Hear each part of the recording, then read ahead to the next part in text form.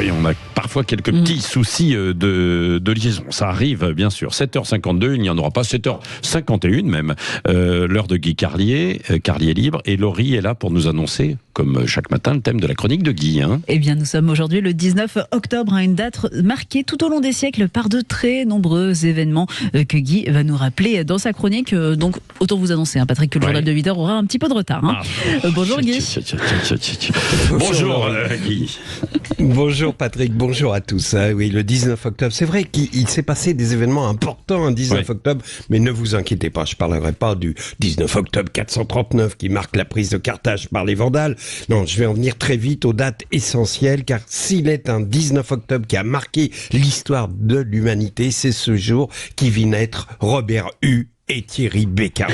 Et il existe une similitude entre ces deux hommes. Thierry Beccaro était à la télévision, ce que Robert Hue était à la politique. Des seconds couteaux, certes, mais sympathiques. Et surtout, les deux sont devenus populaires parce qu'ils nous ressemblent. Thierry Beccaro et Robert Hue sont à la télé et à la politique ce que Valenciennes et Rodez sont au foot. Oh, c'est pas de la Champions League, c'est de la Ligue 2, mais ils sont sympas et ils ont fait partie si longtemps du paysage. Thierry Beccaro a présenté Motus pendant 30 ans. Et ce n'est pas rien. Vous vous souvenez de Motus, ce générique inoubliable, ce roulement de tambour, tandis qu'on malaxait les boules, ce coup de cymbale lorsqu'on en sortait une, un peu comme au Body Love. Ah bah évidemment, vous n'allez pas rader.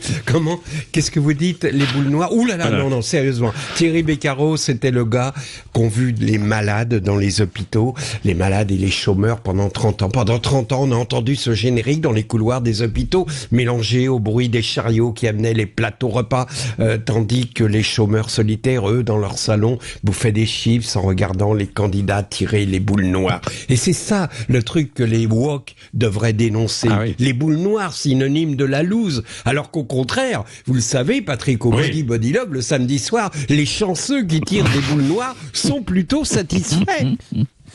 Mais Beccaro comme Robert Hue sont désormais en retraite. Et la question se pose, y a-t-il une vie après un pot d'adieu? Que se passe-t-il après ce pot? Après les discours d'hommage convenus du PDG, autour duquel les cadres de l'entreprise rient très fort pour failloter? Que se passe-t-il après la remise du cadeau? Généralement, un magnifique équipement de pêche ou de photos acheté par la secrétaire du comité d'entreprise grâce à l'argent récolté dans l'enveloppe qu'elle a fait passer dans les bureaux. Que se passe-t-il après le mousse tiède dans les gobelets en carton, les chips molle? Que se passe-t-il après le dernier regard échangé entre le nouveau retraité et sa fidèle assistante, celle qui savait tout, qui comprenait tout, qui savait mettre les fâcheux en attente au téléphone en demandant du bout des lèvres « C'est Bertrand Maillard, est-ce que vous êtes là ?» et qui disait d'une voix enjouée « Non, monsieur Robert Hue est en réunion de direction !»